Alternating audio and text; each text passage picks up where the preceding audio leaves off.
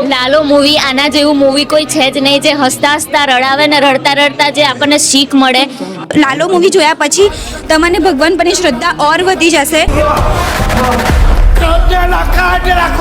Producer કાં તો director એમને ખરેખર કૃષ્ણ ભગવાનના સાક્ષાત દર્શન થયા હશે, એમને અનુભવ થયો હશે તો જ આ મૂવી લોન્ચ કરી છે. મૂવી જોયા પછી એવું લાગે કે ફેમિલી સાથે આ મૂવી જોવા જેવું છે.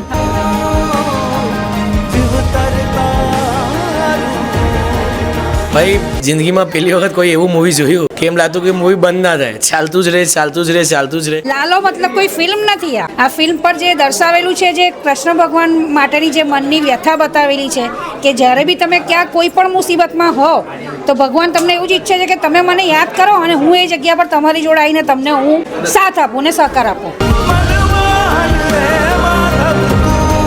કે ભગવાનને કંઈ બી શોધી લો પણ જ્યાં સુધી આપણે મનથી એમને નહીં માનતા ત્યાં સુધી આપણને ભગવાન મળવાના નથી.